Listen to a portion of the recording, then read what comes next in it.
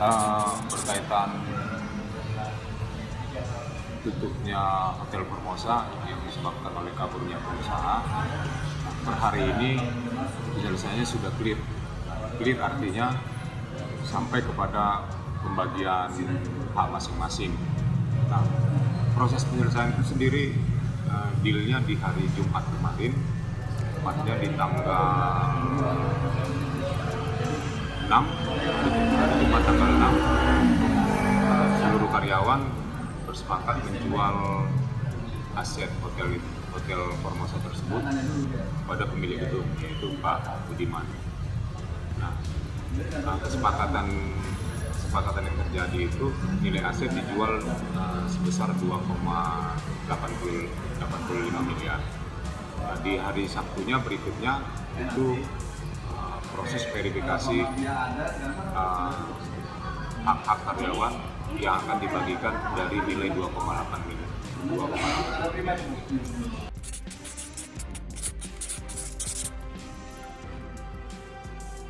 Dan di hari Minggu sampai hari ini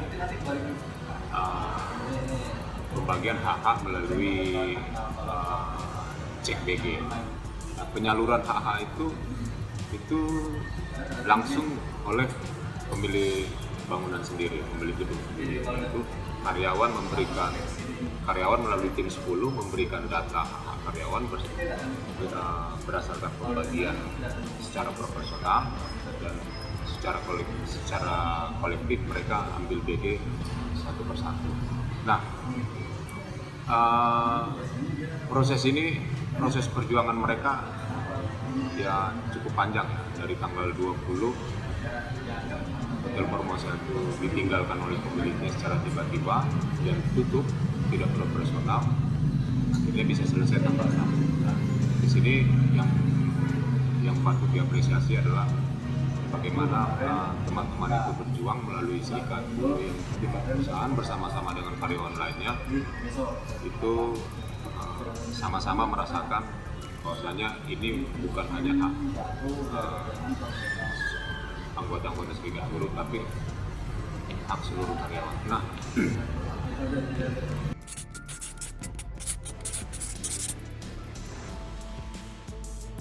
berkaitan dengan kelanjutan hotel itu sendiri,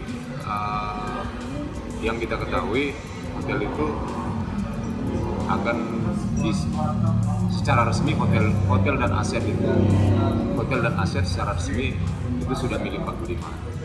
Artinya kepada siapapun nanti berikutnya Pak Budiman menyewakan gedung dan hotel tersebut, gedung dan asetnya itu sepenuhnya menjadi wewenang Pak Budiman. Tapi memang kami mendengar kabar Pak Budiman akan menyewakan gedung dan aset itu kepada BC Group, yang nantinya BC Group akan melanjutkan hotel itu dengan nama yang lain.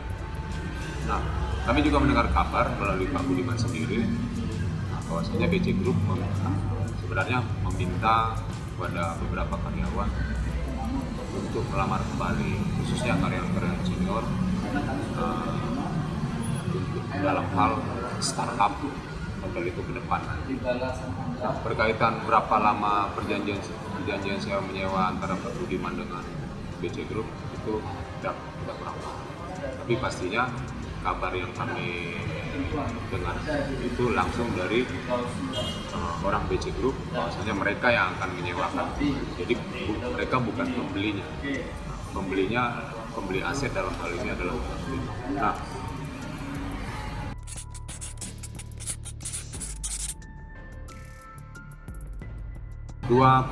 berkaitan dengan nilai 2,8 miliar tadi itu dibagikan kepada 99 karyawan. Nah, adapun kemarin tersebut 105. Nah, ternyata dalam verifikasi data-data ada 5 orang yang kontraknya ternyata habis di bulan Februari.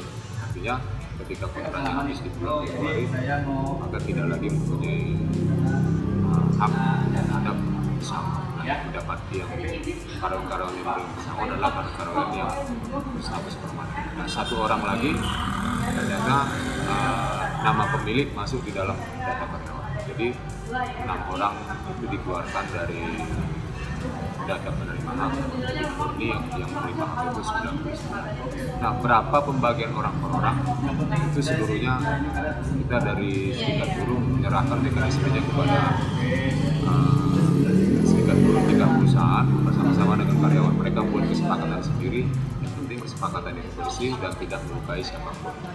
Nah, dalam hal ini kami juga menyampaikan terima kasih kepada aparat kepolisian yang telah mengawal, memberikan pengamanan yang secukupnya, mengawasi hotel itu dari tahapan real selama proses penjualan aset tersebut. Nah, cuman kami juga berpesan kepada pemerintah, ya kejadian tutupnya perusahaan karena pengusaha kabur ini sebenarnya sudah banyak, bukan 1-2, sudah nggak terhitung berapa banyak yang kejadian seperti itu. Nah, ayo dong pemerintah, cari dong solusi bagaimana, apa solusi alternatif atau apa tindakan-tindakan preventif yang bisa kita lakukan sehingga kejadian itu tidak berulang-ulang terjadi. Apakah perlu kiranya calon-calon investor itu untuk menanamkan sejumlah uang itu sebagai deposit untuk perlindungan kepada karyawannya apabila kondisi-kondisi yang tidak terduga terjadi, ya seperti ini, kondisi tiba-tiba lari sehingga karyawan bingung mau kemana. Nah, karyawan juga bingung siapa yang akan memberikan hak mereka, saat pemerintah juga tidak mungkin bisa memberikan itu untuk mengeluarkan anggaran itu. Dari sini harapan kita pemerintah, ayo dong cari dong apa tindakan-tindakan pencegahan agar hal itu tidak terjadi lagi di Indonesia. Sini sebenarnya yang kita harapkan dari pemerintah, khususnya dari kita dari Serikat. Intinya dalam hal ini yang penting penyelesaiannya bersih, clear, dan tidak ada campur tangan pihak lain, dan seluruhnya atas dasar kesepakatan karyawan dengan pemerintah.